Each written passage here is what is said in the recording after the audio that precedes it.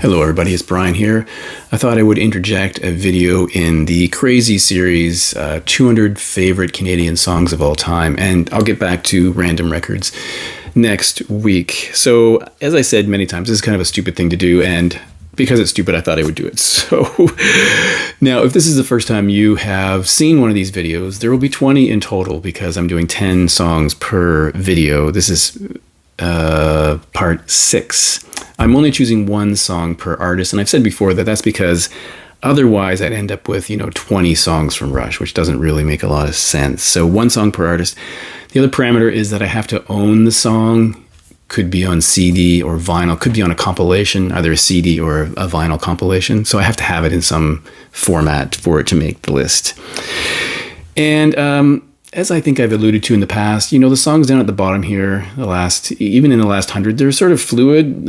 What is the difference between a song being at 140 and 141? There probably isn't. So I didn't stress too much about these lower ones. I put them in an order that I'm comfortable with. But, if I did it again, starting over, they'd probably end up in slightly different places. But as we go closer to the top, those songs are pretty locked in, I think.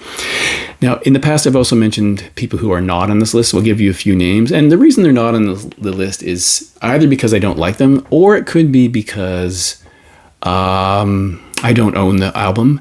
In some cases, though, there are people who are not on this list that I have, but just didn't include because I didn't think they made the cut. So, for example, Shania Twain, I don't think I've mentioned her in the past. Shania Twain is not on this list because I don't really like her music. Nelly Furtado is not on this list. Avril Lavigne, someone I don't dislike. I just don't know much about her. I've only heard a couple tracks. I don't own anything by her. The Arkells are not on the list. The Stampeders. And then there's a guy that should be on the list. And I will admit that right now. It's Stompin' Tom Connors, a Canadian music legend. Really should be on the list, and I just don't own anything by him. If I were to do this again, and I definitely won't, and I had his record, I would put it on because there's one track that would be really high on this list, and I just don't own it, so that's not there. So let's start with number 150 from a Canadian experimental post-rock trio from Montreal called Exhaust. So this is the band's second release. The first was a cassette-only release. This is their label debut. This is with Constellation Records from 1998. As I've said many times, my favorite record label currently in Canada. So it's just called Exhaust, and the band and the record are called Exhaust. This is a hand screen painted cover, front and back. They don't exist anymore. They wrapped up, I think, in 2012. They did 3 releases, and then they stopped making music. The notable person in here would be Aidan Gert, who is the drummer with Godspeed You Black Emperor. He is the drummer here. The other musicians, there's 3 of them. One does bass clarinet, and the other, as I understand it, just does tapes. So reel-to-reel tapes. So it's an interesting experimental record. So as usual with Constellation, they include some inserts with the records. This is a bit of a order form or things you can consider purchasing from them. This is an insert which describes the record in excessive detail. It's one of those overwritten descriptions of the band, exploding briefly, stripped of polish, rhythm experimentation, that kind of thing. So it has that kind of description on it. On one side, it also has this insert, which talks about the band and what's on here and the title of the tracks, etc. This is the record. This is one side of it. The other side has a track listing. And so on this record, I have chosen as song 150 a track called, on the cranky side, A History of Guerrilla Warfare, which I think is quite delightful. Now, I will say that I have included a number of tracks from post-rock bands, these sort of sprawling epics with crescendos and whatnot, and they are hard to rank in amongst more traditional pop or rock songs, but I've done my best. I put them where I think they belong, but in some respects I probably should have done a separate thing about post-rock, but no, I'm just gonna forge on. So next band at 149 is a band I don't know much about, and I haven't had this record for too long, but I decided to include this song because I really do like it. Now, the band is called Grays. Shout out to Richard at Richard's Vinyl Tap House because I know he owns this record. And this is called Outer Heaven. which came out in 2016. Yeah, 2016.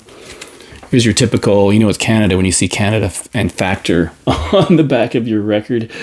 They're a Toronto band who are described as either post-hardcore or punk or post-punk. It's really hard to figure out what they're supposed to be. Noise punk or noise rock is another one that's attributed to them. Anyways, they haven't had this for very long, but a track that really appeals to me is Sorcerer. Now, again, if I were to spend more, I will. When I spend more time with this record, that may change. And in fact, maybe months from now, that song would be much higher on my list. But currently, I'm happy with where it is. It's called Sorcerer, which is on side 2. If you want to know what this band sounds like, I'd say maybe Sonic Youth with a hint of Nirvana. I'm not sure that's truly accurate, but it doesn't really look like a Canadian scene there, but they are from Toronto. And I'll show you the labels, one side and the other. Right, so a pretty cool band, I have to say, pretty cool track. And number 148, I'll go to a compact disc, and I've chosen a track from a violinist, or a fiddle player, maybe more appropriately, from Cape Breton, called Ashley McIsaac. And this is called Hi, How Are You Today? I believe the record that came out after this was called Fine, Thank You Very Much, or something like that. Here he is in all his glory with plaid and a kilt. Now, this record exploded into Canadian cultural consciousness, I guess, when it came out in 1995 because of one particular track. That is track 2 on here called Sleepy Maggie. He plays the violin, there's musicians on it, but the vocals are handled by a woman called Mary Jane Lamond, and it is a truly spectacular song. It starts slowly, but it's just really riveting. I find it really great. I should show you. There we go. He's done a number of records. I think this was his 3rd, and I totally lost track of him after this. I don't know the record that followed this up. I don't know if these ever have been released on vinyl. I don't think so, but it's the only album from him that I know. But that song really connected with me, and I quite liked it. So that's Sleepy Maggie. Number 147 is an artist known as Del Bello. That's her later incarnation or iteration. Her first record was a real pop rock record with a glam photo on the front, and she looked, well, it sort of reminded me of the trajectory that Alanis Morissette had taken. She moved into this record, I guess another record which is more poppy, and then this record moves into a bit of new wave, and she ended up in alt metal territory, if you can believe it. And the covers are quite different. You go from glam cover to this kind of interesting cover. So Lisa Del Bello, later rebranded as just Del Bello. I have a feeling that Mary Margaret O'Hara had something to do with this cover and design. Anyway, it's called, try to pronounce that, Who Man Force Says, but apparently it's a play on human forces. So interesting. And interestingly, she's from a town called Weston, Ontario, which used to be a town, but it's now part of the amalgamated city of Toronto. And I just found out recently that when I was looking her up, that Elwee Yost is also from Weston, Ontario. Now, most people aren't going to know who he is, but if you grew up in Ontario and you're my age, you will definitely know who Elwee Yost is. So I'll just leave it at that. Really interesting part of my childhood. So let's get to the song I've chosen. So the first track is called Gonna Get Close to You. And interestingly, that song was covered by Queensryche at some point. I've never heard their version, but here's the inner sleeve. And we have a Capitol Records label. There's side 1, Gonna Get Close to You. I'd say a really strong track in the sort of moving away from pop rock into more of a new wave sound on our way to more metal, which is kind of interesting. Number 146 is a band I've mentioned before. And in fact, I mentioned this album before. It's out of Montreal. They're called The Box. It's called All the Time, All the Time, All the Time. Really more of a pop band with a hint of new wave. They're still making music, and my understanding is they've moved into a more prog rock sound, but I haven't heard any of that before. If you ask the average person in Canada what what Bach song you would pick as a favorite, they'd probably say Ordinary People.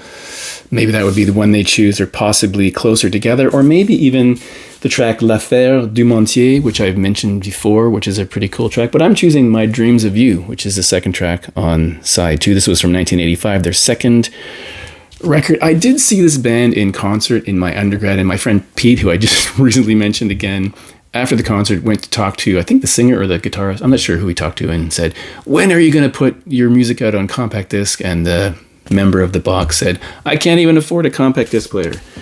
So that was fun. And here is the band. The leader of this band was for a time a part of Men Without Hats, but I don't know if it was before they recorded their album or not. So that's Jean-Pierre Brie, I guess, who was in Men Without Hats briefly. This is on Alert Records out of Canada, of course. Upside Down label. Upside Down label. So yeah, not a bad band. I know their first 4 records. I don't really know much after that. Next is a band called Spoons, not the Spoons, just Spoons like Buzzcocks. This is a 12-inch single. So they're a new wave band from Burlington, Ontario, which is west of Toronto. I mean, if you know the area, you know the area. This is a track from 1984. Now, this is the 12-inch single for Town No Lies, but I'm choosing a track on the flip side, which comes from the soundtrack they did for Listen to the City in 1984. The great thing about this track, well, there's a couple great things. It's a great track, of course, Romantic Traffic. But if you look up the video on YouTube, you will see this really great 40-year-old now film that they did in the Toronto subway system. So it's kind of great looking back all those years. I don't know if they got permission to do it. I'd be curious. Looks like they just did it, and it was kind of cool. A very low cost production, but it's kind of fun to see. So Gordon Depp and Sandy Horn are the two most popular or well-known people here. And this was produced by Nile Rodgers on Ready Records, another Canadian record label. Oh, by the way, it has their catalog here, which include other records by I almost said the Spoons, by Spoons, Blue Peter coming up. Don't worry, Blue Peter's coming up. The Extras, of course. Who else? Some people I don't know. Colin Linden, the Demics, yes, Battered Wives. They almost made my list. That's the Town No Lies side. This is the Romantic Traffic side, which also has White Lies. Great, fun track. I really like it. I think it's I think it's a pretty good track. So number 144, I have chosen a kind of uncharacteristic pick for me. It's a alt country folky band called Cowboy Junkies. Again, not the Cowboy Junkies, just Cowboy Junkies. And this is an album called The Caution Horses. This is their third album. This was released in 1990.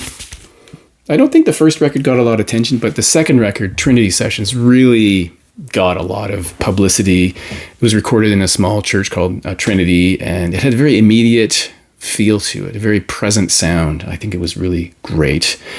And they followed it up with this record. Now, they're probably, if you ask the average person again, what song would you think of from this band? They'd probably pick 2 cover versions, because they did a really excellent cover version of Sweet Jane from the Velvet Underground. And on this record, they do an exceptional version of Neil Young's Powderfinger, which I think is really good. I was lucky enough to see this band several times in this era, like late 80s to early 90s, maybe 7 or 8 times. It was really cool. Anyway, after having said all that, the track I'm choosing is Sun Comes Up, It's Tuesday Morning. Really interesting track. It opens a record. Love it. Of course, this band is led by Margot and Michael Timmins, who you will see here, and Peter Timmins as well, and a bunch of other people. I think they had a great sound, to be honest. I really thought they had something going, and I kind of lost track of them. I have a CD from later years, but I haven't heard it in forever, and I don't even know what they're up to these days.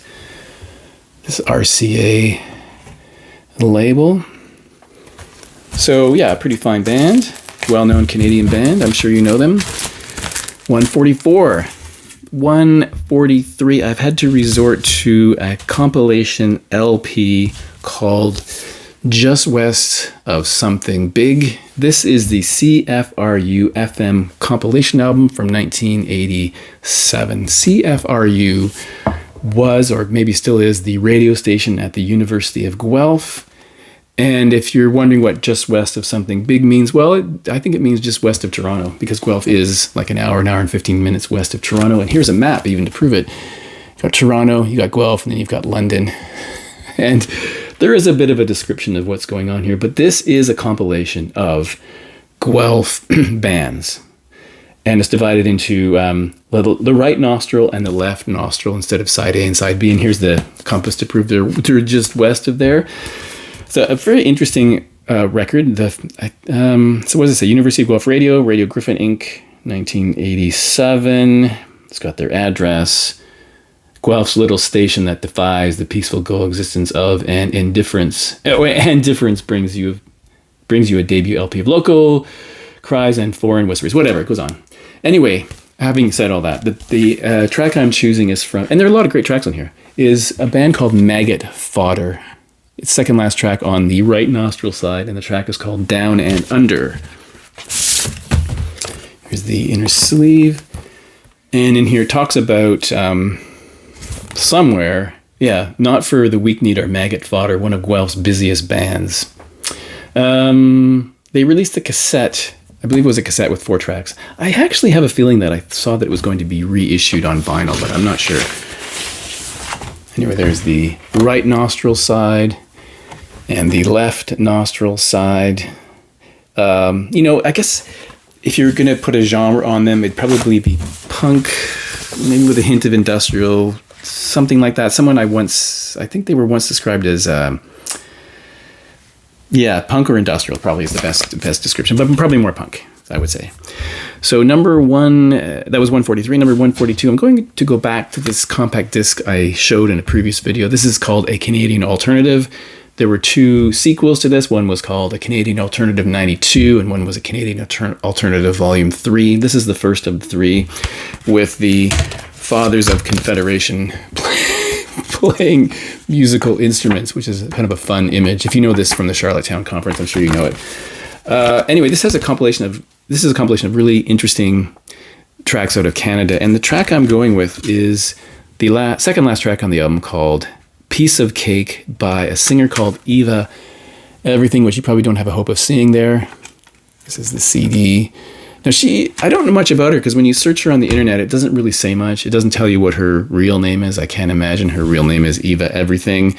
She was apparently one of Canada's first self-produced or independent artists who produced their own music and performed it, etc. So that's interesting. She released one album called Boob Tube, which has the track, a different version of Piece of Cake, and then a couple of singles. And then after that, I don't know anything about her.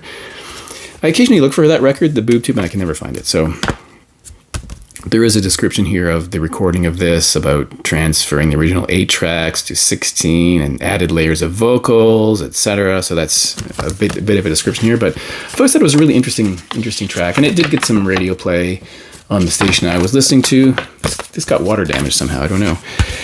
So that is 142 from Eva Everything, and 141, to wrap it up for today, is a track from a guy called Scott Matthews, and this is the 12-inch single for Roll Boys. He released 2 12-inch singles, one in 83 and then this one, and then in 2014 or 15 he released a digital-only album, which I have never heard. So I think he's still working in the industry, though, or did for many years, but there's not that much released under his name. So this 12-inch single has Roll Boys on side A, and then 2 tracks on side B, Heed Your Eye and Yes Sir, Sir Yes from 1985. But he was really interested in the Toronto electronic music scene, influenced apparently by Brian Eno and Kraftwerk in Japan, or at least was recording in that time period. And if you hear this song, Roll Boys, the very first vocal lines, well, throughout it sound a bit like what Murray Head sounded like in One Night in Bangkok, but the song is quite different. He has been compared to Simple Minds, for example. Anyway, I will show you this. A bit of a dusty record, though. 45 RPM, Roll Boys, and there's the second one on Revolution Records, I think. Revolving Records. So that's it. That's number 141. And I'm going to probably go back to random records next week. We'll see how it goes, and I might interject one of these as we go along. Thanks for watching, and I'll see you in the next video.